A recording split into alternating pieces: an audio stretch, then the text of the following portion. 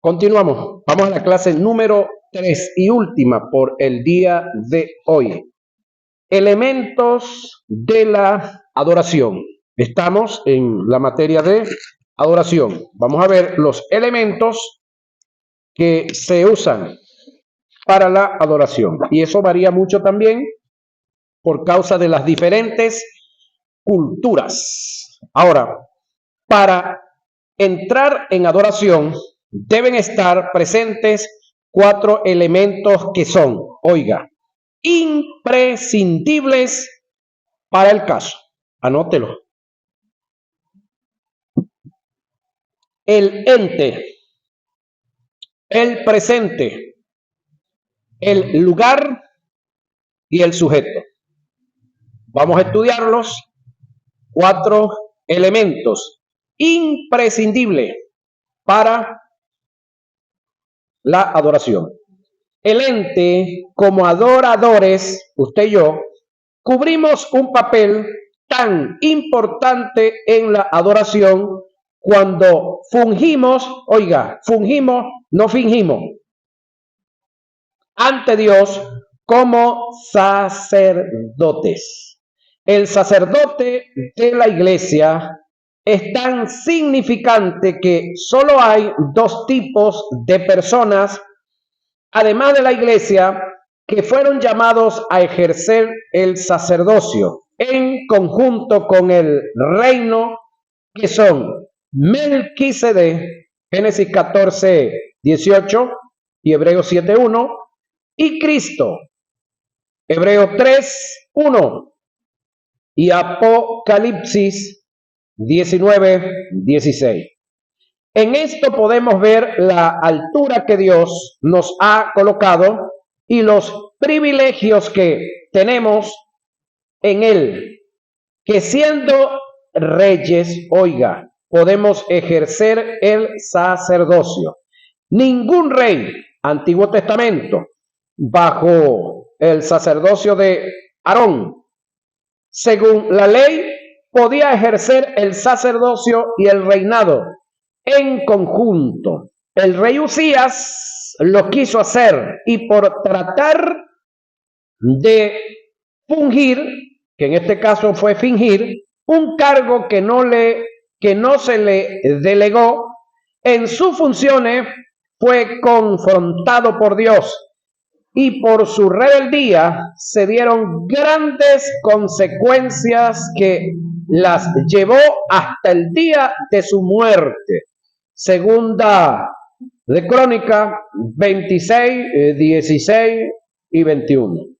Mas cuando ya era fuerte, su corazón se enalteció. Aquí está el primer problema. Para su ruina, porque se rebeló contra Jehová su Dios, entrando en el templo de Jehová para quemar incienso en el altar del incienso. Y entró tras él el sacerdote Azarías, y con él 80 sacerdotes de Jehová, varones valientes, y se pusieron contra el rey Usías y le dijeron: no te corresponde a ti, oh Usías, el quemar incienso a Jehová, sino a los sacerdotes hijos de Aarón, que son consagrados para quemarlo. Sal del santuario, porque has prevaricado, y no te será para gloria delante de Jehová Dios. Entonces Usías, teniendo en las manos un incensario para ofrecer incienso, se llenó de ira. Segundo problema, en su ira contra los sacerdotes, la lepra le brotó en la frente, delante de los sacerdotes, en la casa de Jehová, junto al altar del incienso. Y le miró el sumo sacerdote Azarías y todos los sacerdotes, y aquí la lepra estaba en su frente. Y le hicieron salir apresuradamente de aquel lugar. Y él también se dio prisa a salir, porque Jehová lo había herido. Así el rey Usías fue leproso hasta el día de su muerte. Y habitó leproso en una casa apartada, por lo cual fue excluido de la casa de Jehová. Y Joatán, su hijo, tuvo cargo de la casa real, gobernando al pueblo de la tierra. Segunda de Crónicas 26, 16 y 21. Ahora, pareciera que esto no tiene sentido, ¿no? Entrar al templo, agarrar un incensario similar al que usaban los sacerdotes, de oro, hablando de las mismas brasas, el mismo fuego y las mismas resinas de madera, porque el incienso es resinas de madera, todo igual.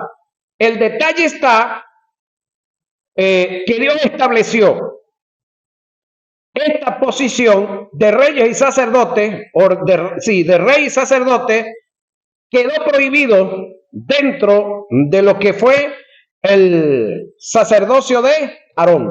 El que era rey y el que era sacerdote era sacerdote. Es más, dos de los hijos de Aarón, ellos un día determinaron quemar incienso, y con todo y que eran hijos de Aarón, ellos cayeron muertos en el altar. No sé si ustedes han leído eso. Y dice el que escribe que el problema es que hubo fuego extraño en el altar. Ya va. La pregunta es, ¿por qué fuego extraño? Si el incensario era el mismo, donde ponían las brasas y colocaban la resina de madera. Las brasas eran las mismas que usaban los otros y las resinas de madera eran las mismas. El detalle es que el que escribe habla de fuego extraño en el altar. No era fuego extraño en el altar. Eran extraños con fuego en el altar. El detalle es que hay cosas que están escritas para que usted las estudie y las analice y le busque la vuelta, como debe ser. ¿Por qué extraños? Porque ellos no habían sido ordenados para tal evento. Y por no ser ordenados, pues se le constituía como un delito. Y en el tiempo del Antiguo Testamento, la ira de Dios estaba así, vigente, lista para acabar con el que, como se dice en el argot popular por aquí, se tragara la luz. Sí. Ahora en el Nuevo, estamos en gracia. El hecho de que estemos en gracia tampoco nos da patente de corso para andar haciendo y deshaciendo, ¿no? Ahora, para el reinado para el sacerdocio de Melquisedec y para el de Cristo solamente estaba reservado ser rey y sacerdote, que también está reservado para la iglesia. Apocalipsis capítulo 1, no recuerdo el verso, dice que, en una versión dice que Dios se ha hecho un reino de sacerdotes. En otra versión dice que Dios nos ha constituido como reyes y sacerdotes. El detalle está, ok, ¿quién no quiere ser rey? Lo otro, ¿qué sabemos nosotros en esta parte del mundo de reyes? Si aquí no hay reyes, aquí habemos ciudadanos, ¿sí? En los países donde hay reyes, señoras y señores, no existen ciudadanos, existen súbditos, que solamente tienen que bajarle la cabeza al rey por lo que él diga y haga. Aquí nosotros hasta la madre se la sacamos al presidente. Y no pasa gran cosa. Ahora, que no es lo correcto tampoco, ni se debe hacer, porque tiene que haber respeto también. Ahora, el detalle está que cuando hablamos de reyes, oye, muchos de nosotros nos sentimos así como grandes, ¿verdad? Entonces queremos que nos estén sirviendo porque a los reyes les sirven, ¿no? Ahora, en el caso de nosotros, los que hemos sido llamados por Dios a ejercer un ministerio, nosotros somos ministros de culto, ¿sí?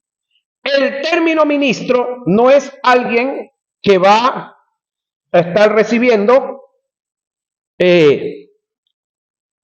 ¿cómo le digo? Gloria, grandeza. Es alguien que debe prepararse para servirle a los otros. Porque nosotros o por causa del trabajo que realizamos dentro de la iglesia, estamos llevando a cabo un trabajo de servicio. Debemos de ser ejemplo y debemos de comportarnos como tal, como servidores. Ahora queremos solamente a los servidores, los que traen el agua y el café y los demás. Entonces nosotros queremos estar como pequeños príncipes. La iglesia es como un pequeño reinado. No, esa no es la posición que Cristo nos mostró, porque Cristo nos enseñó realmente que era el servicio. Y si Cristo, como rey, se portó de la forma que se portó, el ejemplo a seguir es Él. ¿A quién tenemos nosotros que imitar? A Él. El sacerdocio en el creyente, en cuanto a su ejercicio por diversas razones, es fingido y dirigido en forma voluntaria en adoración. Por esta causa, todo creyente debe calificar para ser un adorador y ejercer el sacerdocio con eficacia y precisión en su adoración íntima. Todos como creyentes tenemos el deber de ser adoradores, mas no todos calificamos para ejercer el oficio, ya que muy pocos pagan el precio del adorador. Romanos 12:1. Pastor, entonces hay que pagar un precio para ser adorador. Sí, para lo que no hay que pagar precio, señoras y señores, es para ser salvo, porque el precio lo pagó Cristo. La salvación es totalmente gratuita, no hay que pagar ningún precio por la salvación. Pero para calificar como adoradores, sí hay que pagar un precio. ¿Cómo así? Pablo, creo, si mal no recuerdo, en Colosenses 3 en adelante, dice que si estamos en Cristo Jesús, debemos procurar las cosas de arriba. Y si procuramos las de arriba, tenemos que morirnos a las de abajo. Y luego dice, haced morir lo terrenal en vosotros. Y luego enumera una cantidad de cosas que usted y yo tenemos que matar en nosotros. Y ese es parte de pagar el precio. Ahora, para ser un adorador y ejercer el sacerdocio con eficacia y precisión en su adoración íntima. Todo como creyente tenemos el deber de ser adoradores. ¿Sí? Esta es la causa por la cual Dios busca a adoradores, porque es un grupo muy selecto el que entiende lo que es e implica la adoración y la entrega que conlleva ser un adorador. Como sacerdotes debemos entender que la adoración conlleva un precio, el cual se requiere una entrega, es no tener reserva, un quebrantamiento, la renuncia de nuestra propia vida, morir para que Él viva, indica darle a Dios la preeminencia, es hacer de Dios lo absoluto en nuestra vida, es vivir dependiendo de Él, hacer de Él nuestra única fuente. Todo esto son verdades que deben estar claras en un adorador para ejercer el sacerdocio con eficacia y excelencia en la adoración. Cuando tratemos el tópico de los presentes para la adoración, daré mejores detalles. El presente o la ofrenda. En estos tiempos, Dios no toma en cuenta, oiga,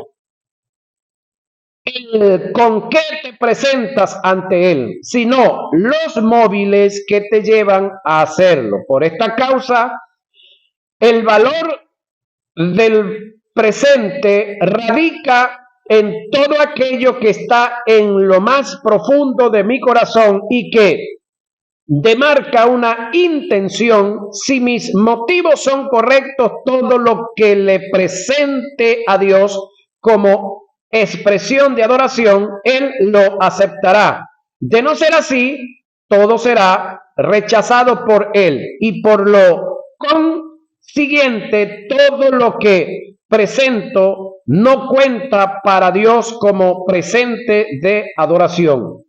Para Dios no cuenta, oiga, los presentes que los reyes sabios, para Dios no cuenta los presentes que los reyes sabios le presentaron a Jesús en su niñez, si su motivo no es correcto. Dios vio la entrega, el esfuerzo que tuvieron para hacerlo, pero con motivos correctos. Y al entrar en la casa, ¿cómo? Al entrar ¿a dónde? En la casa, quiere decir que estos reyes sabios no fueron a donde fueron los pastores. Los pastores fueron ¿a dónde? Según la tradición, al pesebre. Según lo correcto, a una choza donde estaban dándose las fiestas de los tabernáculos. Estos reyes sabios fueron a la casa, no a una choza. No es el mismo tiempo, no es el mismo día. Estos fueron 2 años después. Ya Jesús aquí tenía 2 años de edad, aproximadamente. Vieron al niño con su madre María y postrándose, lo adoraron. Postrarse es una cosa y adorar es otra. Y abrieron sus tesoros, le ofrecieron presente. ¿Qué le ofrecieron? Oro, incienso y mirra. Estos 3 elementos que presentan tienen su significado. ¿Quiénes eran los que administraban el oro en aquel entonces? Los reyes. ¿Cómo que lo están reconociendo? Como rey. Primera ofrenda que le presentan. Ahora, ¿quiénes habían llegado? Una caravana de reyes que venían del oriente. ¿Qué es el oriente de Israel? Si dijéramos de Venezuela el oriente, Ciudad Bolívar, Anzoátegui, Monaga, Sucre. Pero ya va, estamos hablando del oriente de Israel, no el de Venezuela. ¿Qué es el oriente de Israel? Irán. Venían de la zona de Irán. Ahora, ¿qué le presentaron? Oro. El oro representa el reconocimiento como rey. Incienso. ¿Quiénes eran los que ministraban y usaban el incienso? Los sacerdotes. ¿Cómo que lo están reconociendo? Como sacerdote, rey y sacerdote. Y tercero, la mirra. Eran especies aromáticas de muy gran valor y de un olor muy importante que le estaban reconociendo como profeta. Entonces Jesús es el único ser, óigame, en el Antiguo Testamento que tuvo los 3 oficios ministeriales que en el Antiguo Testamento se mostraron: rey, sacerdote y profeta. No hubo uno que haya ejercido ni siquiera 2, porque Usías intentó hacerlo y quedó comido de lepra. Y hasta ese día su reinado llegó. ¿Sí? Entonces Jesús, óigame, bajo el sacerdocio de Aarón, es el único rey, sacerdote y profeta. Eso está registrado en Mateo 2:11.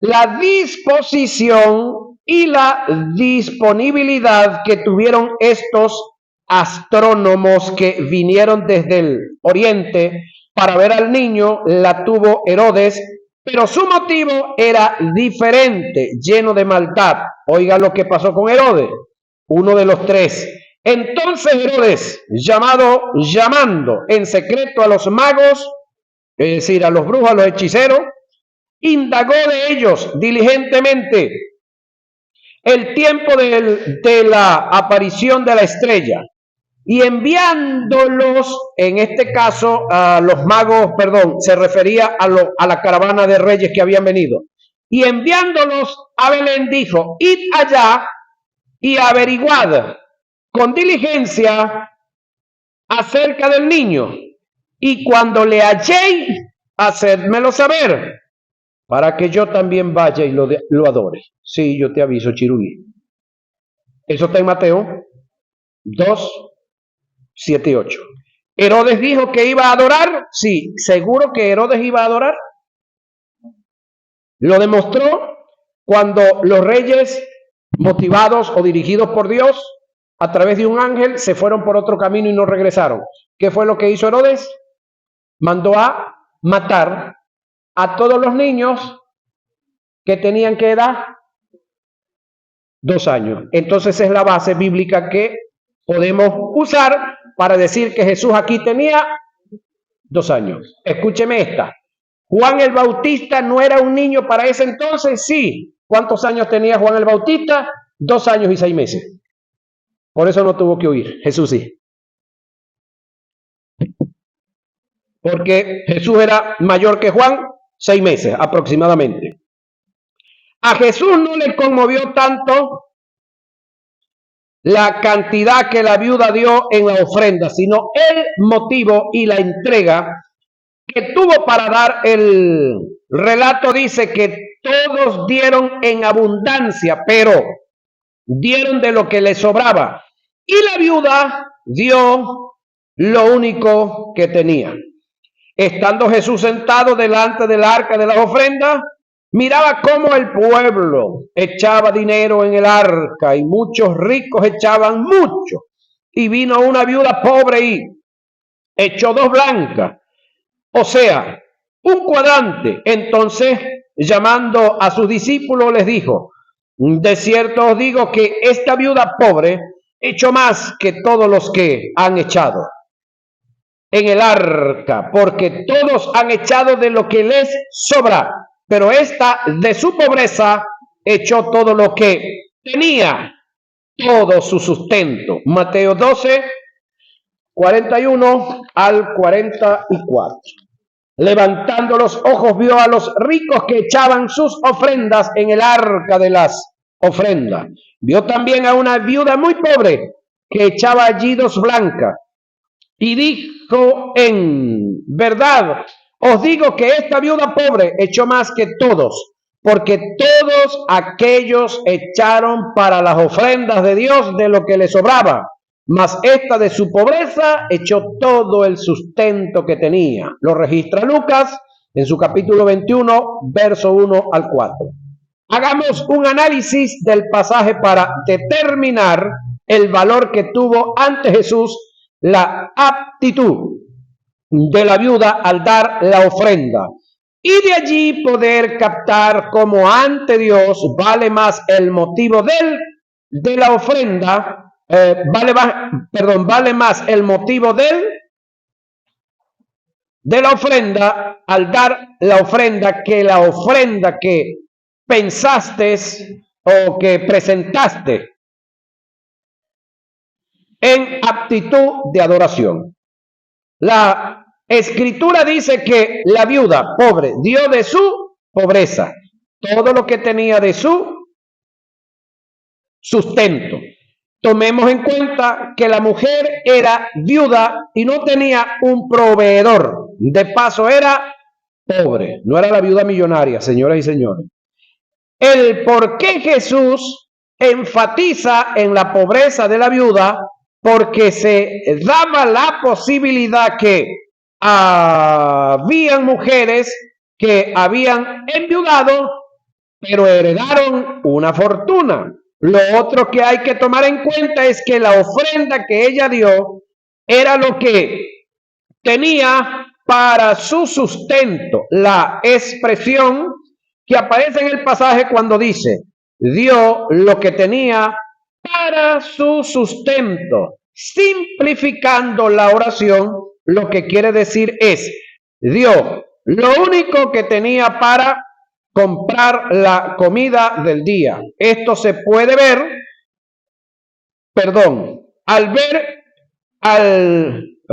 puede ver al notar la cantidad que dio en la ofrenda, cantidad que solo alcanzaba para comprar con escasez los alimentos o la ración del día.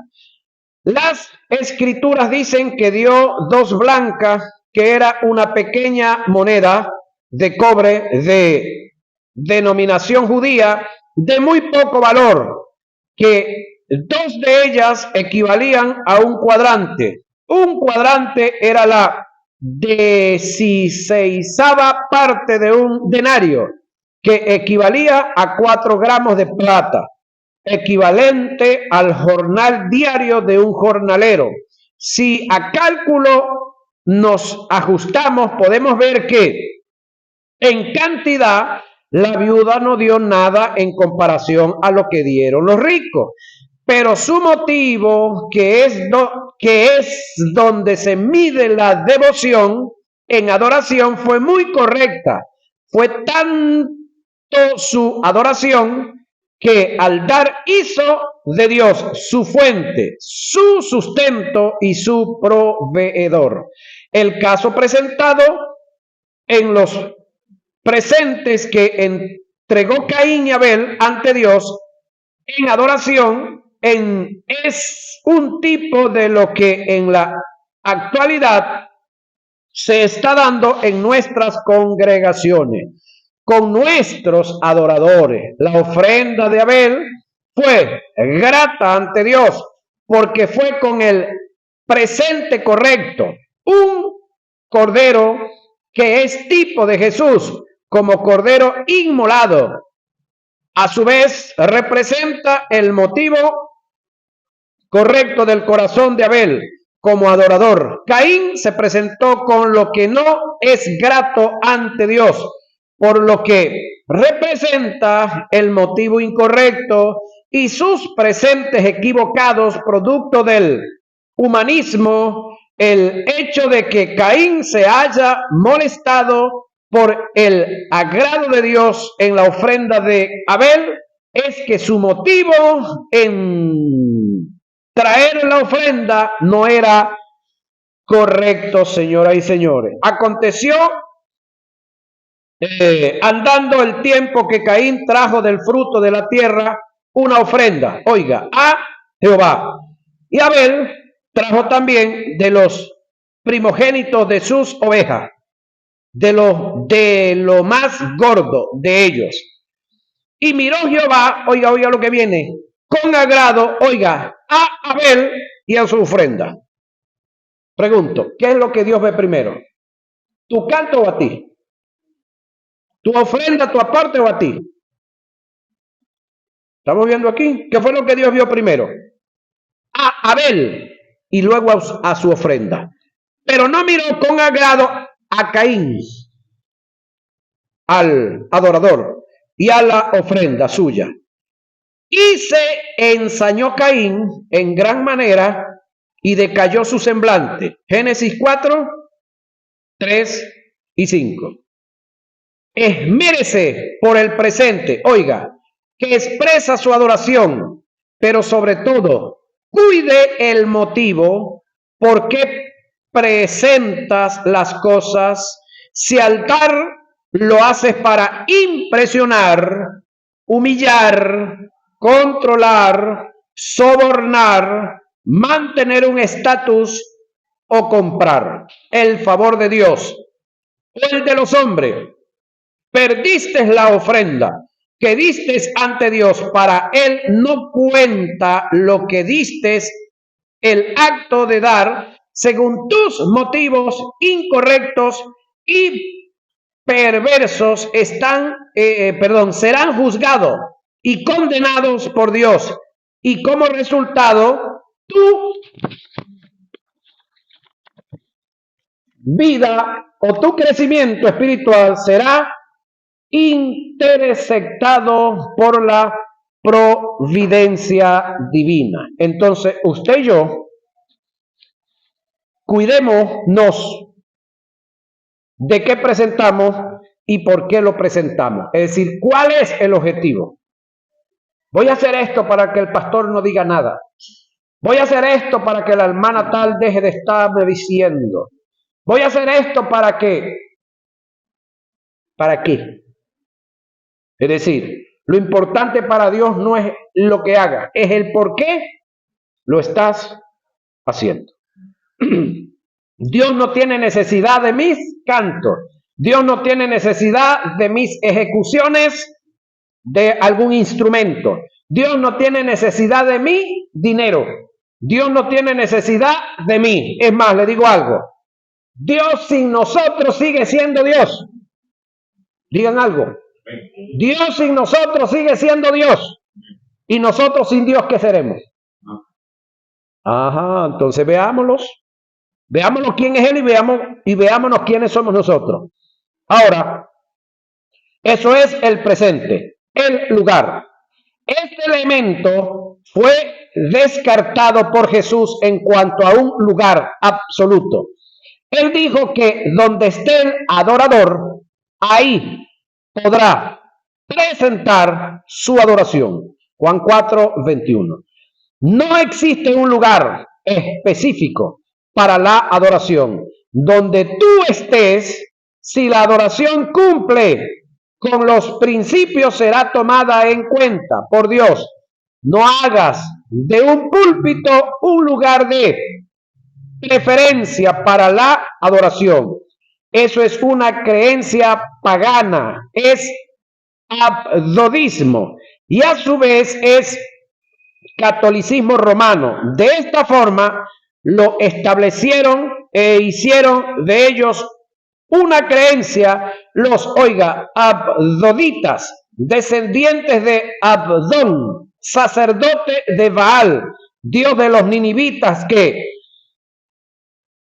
propusieron adorar a su Dios, única y exclusivamente en el templo que construyeron para tal fin. Entonces, cuando usted y yo nos comportamos de la misma manera, cuando usted y yo somos de los que andamos pendientes averiguándole la vida a los que pasan aquí al altar y por alguna circunstancia nos enteramos que Ramón por allá echó una escupida chimó y a Ramón le tocaba traer la lectura de la palabra, le decimos, no Ramón, desde allá Ramón, léala desde allá donde usted está sucio para pasar aquí al altar. ¿Sabe qué estamos haciendo? Rechazando a Ramón y estamos dándole gloria y honra a este espacio aquí que llamamos altar. Eso se llama abdodismo. Es un tipo de idolatría. Es decir, lo importante es este espacio aquí, allá puede estar Raimundo y todo el mundo. Escúcheme, para Dios, este lugar y aquel es lo mismo. Es lo mismo. No hay un lugar santísimo en este tiempo, porque el lugar santísimo que hubo en el sacerdocio de Aarón, Dios, el día que Jesús lo crucifican, el velo que cubría ese lugar se rasgó de arriba abajo. Dios estaba abriendo el lugar santísimo porque días después que Jesús, o el día que Jesús resucita, o luego, perdón, que Jesús resucita, cuando se reúne con los discípulos en el capítulo 20, verso 22 de Juan, cuando dice el texto, y sopló sobre ellos Espíritu Santo, dice la traducción, ahí estaba colocando sobre ellos la vida eterna que no tenían. Y de ahí para acá, ya, el lugar santísimo es el corazón de los hombres que han recibido a Jesús. Ya no hay un lugar, hay un sitio como tal. No, somos nosotros. El verdadero lugar santísimo, donde habita y está el Espíritu Santo. Ah, que Ramón no debe estar escupiendo chimó. Eso es cierto, Ramón, ya sabes, no está escupiendo chimó. Como un creyente, no debemos tomar esta creencia esta creencia, ya que nuestro Dios es omnipresente, no solo el recinto donde nos congregamos es el lugar exclusivo para la adoración. Dios no habita en templo hecho de mano de hombre. Todo el universo y su habitación, y por gracia hizo de nosotros los redimidos su habitación por el Espíritu. Si bien el Altísimo no habita en templo hecho de mano, como dice el profeta, el cielo es mi trono y la tierra el estrado de mis pies. ¿Qué casa me edificaréis? Dice el Señor. ¿O cuál es el lugar de mi reposo? ¿No hizo mi mano, el Espíritu Santo, todas estas cosas? Hechos 7:48 al 50. El Dios que hizo el mundo y todas las cosas que en él hay, siendo Señor del cielo y de la tierra, no habita en templos hechos por manos humanas. Hechos 17:24.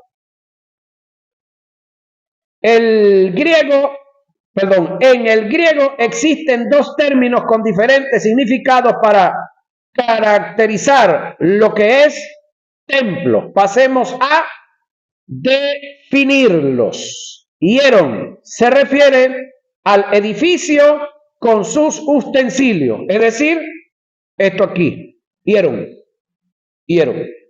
Naos, este término se utilizó en el Antiguo Testamento en su equivalente en el hebreo para referirse al arca del pacto, Levítico 16, 15 y 16.